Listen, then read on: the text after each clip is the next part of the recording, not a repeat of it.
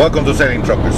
My name is Sahid, and if this is your first time here, remember to subscribe and click on the bell so you don't miss any episode.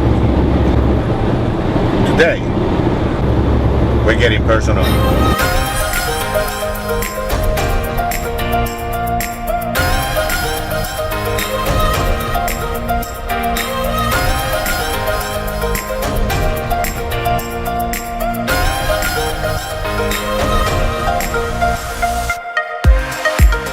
Because like every Cuban, you will fed this idea that, you come to the United States or to Canada and you work your butt off and you're going to be rich. It's a dream. It's not true. You can work your butt off. You're not going to be rich. You might get by.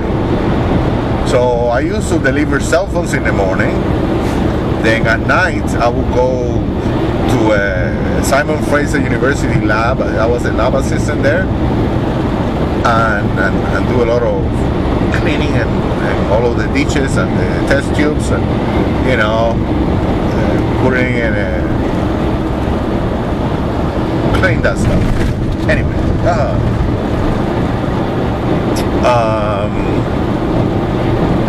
and then on Wednesday nights at Simon Fraser University, I used to give salsa classes. I did that for quite some time, and it was pretty good actually. $25 an hour per person, 1 hour a week. I was doing great actually. It was all right. It was taking a lot of my time because I was at night. And then on the weekend, Friday, Saturday, I would work as a waiter in Brockhouse Restaurant in Jericho Beach, in Kitsilano. So, yeah, 4 jobs, really. Soon I realized that I wasn't making money, just I would be making the same amount of money if I actually had 2 jobs and work a little more in those. So I dropped this salsa, I dropped the restaurant, and I just worked those 2 jobs, and that worked out for a while. But anyway, the relationship didn't work out because I was too Cuban, and I was, let's be honest, running around with a bunch of other women, and I was young. I was 25. And she was depressed, and all the pressures and different culture, and it's just a recipe for disaster. I mean, today it would have been a totally different story, but it wasn't today. It was then, 20 years ago. So it didn't work out, so divorce. And after that, I did several other stuff. I found that every time I look for a job in a restaurant in Canada, if you don't have boobs, I mean, probably today I could get a job with my boobs.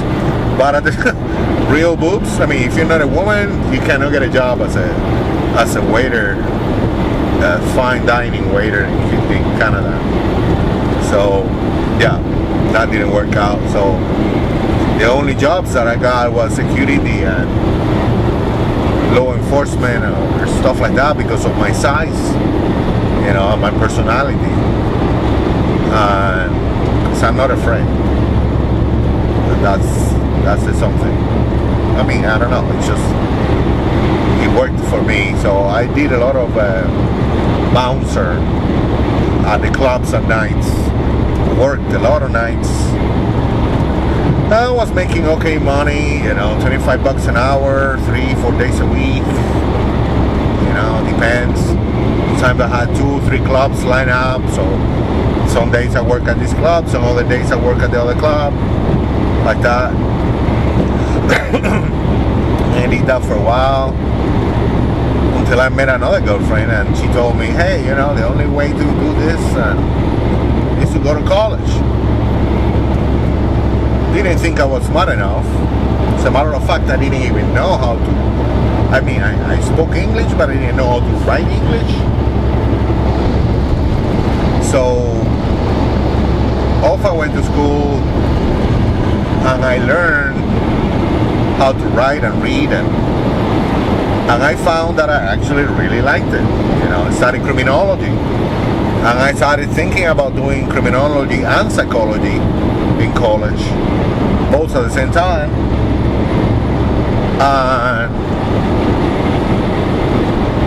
But let's get real. Even if I finish it, I started school really late. Okay? Really late. Because I'm, 28 when I started going to college. When am I going to finish my PhD? When I'm 40? And at that time, you're going to be making, 40,000 a year? So, no. I mean, and what kind of job can you get as a criminologist? Not much. I started volunteering for the cops in Vancouver just to realize that there were a-holes. So that was a no-no. So, and that's the thing, For a while I went to Miami, spent 4 years in Miami illegally.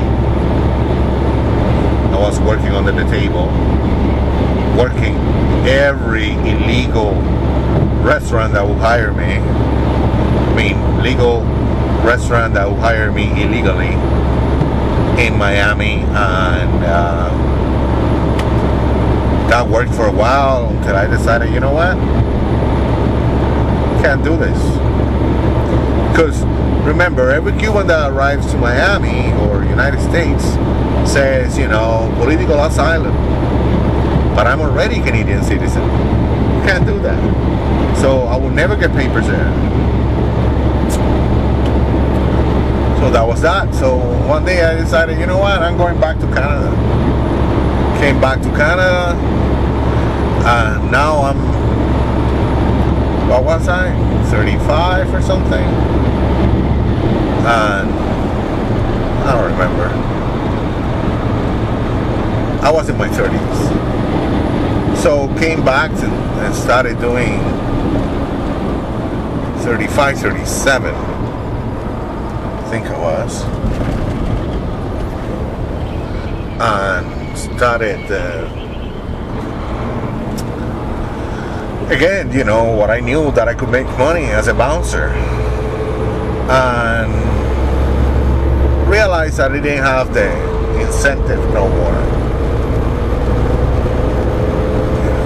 I used to be young, and let's get real, I used to enjoy the good fight every once in a while, and prove myself and prove others, like I'm tougher than you and all of that crap. But when you are in your 30s, you are like, you already proved everything you needed to prove, and to others and yourself, and you are like, I don't feel like fighting. Let the young guys do it. It's just, who you are by now. You can take the guy down, so why bother? There is no point. And what for?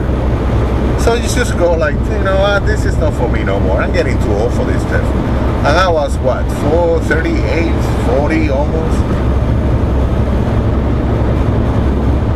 So I was like, no, I need to find something else. And I had a girlfriend at the time that I was living with her, and we had a house. I had my boat, and my BMW. So I had kind of like everything that I wanted, just not a good job. So we started thinking about it, and I got into the school because, by the way, when I was in Miami, I have a crazy uncle, And I think I told this story before. And he drove me from Jacksonville, Florida, because I was in Miami. I went to Jacksonville, where my dad used to live still today in Jacksonville. And my dad's wife's brother, like uncle, we call him uncle. It's not real my uncle, but whatever. Anyway, and he drives a semi. He drives a semi truck. So he's like, I'm going to Seattle. And I went like, I'm going with you, because from Seattle to Vancouver is just 2 hours. So sure, let's go. And not even halfway, like next day, he tells me, hey, you want to drive? Me? Of course I want to drive. Like, sure, let's drive. So, he got it into gear, put it on cruise control, and open up here and get out. And I go back in and started driving. And I found myself that wasn't natural. By the end of the trip, I knew already how to change some gears. So that was always something that I knew that I could do. And let's be honest, I don't play well with others. Okay, this is a normal thing for Cubans. We are not team players. The thing about Cubans is that, and this is why there cannot be a revolution in Cuba, because we are all leaders. We are all leaders. So we all want to lead. We all want to be the boss. So that's why 9/11 couldn't happen with Cubans, because they will be fighting between each other to decide who's going to be the boss. So I'm very typical, and I don't like, I have a problem with authority, and I don't like people telling me what to do. And trucking, hey, you're your own boss. So, and I already knew how to do it because of that trip with my uncle. So I decided I'm gonna go into trucking. So I went through the school, passed the test, started driving for crappy companies, and so one day I decided, you know what? I'm gonna get my own truck. Stop anybody else and telling me what to do, or how much I'm gonna make, or what. And I think that the rest is history.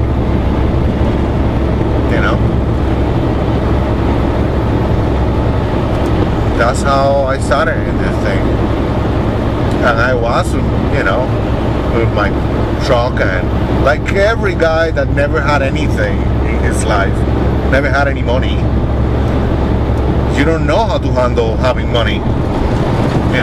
As a matter of fact, even today, I have $5,000 in my account, and now I am thinking, what am I going to spend it on?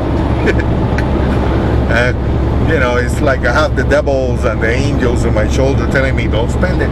Yeah, let's go crazy. Like, no. So all the time I listen to my angels. And I don't go crazy. But every once in a while I want to go Viva Las Vegas.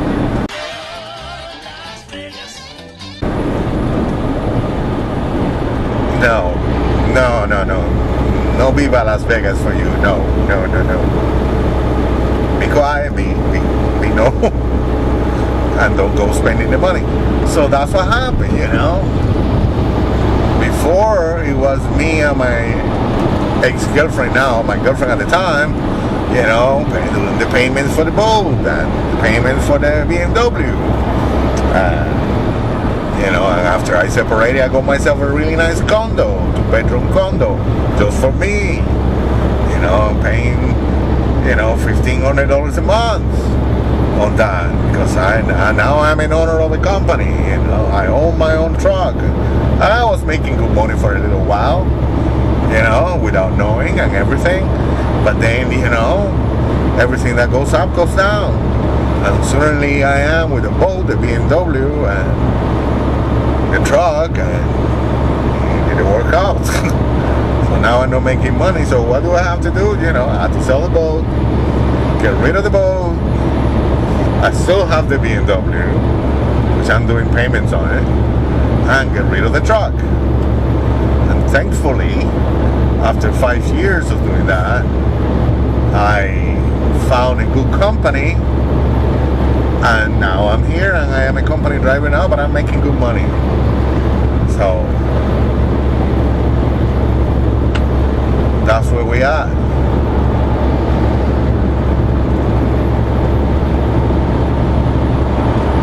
Did I leave anything? I don't know. I think that's pretty much it. You are all caught up till now. I'm single and I live in a truck because I'm still paying bills. Oh yeah, by the way, because I didn't know how trucking worked and doing taxes, I had to, the government, Canadian government, for taxes, they wanted me to pay $30,000, and I'm like, are you kidding me? No, I'm not paying $30,000 in taxes. So I hired an accountant and they left it to me $13,000. So now every month I pay $1,000 to the government until I think in 5 more months I'll be done. But yeah, and I want to pay off my car in a couple of months, and I want to go to Cuba in January.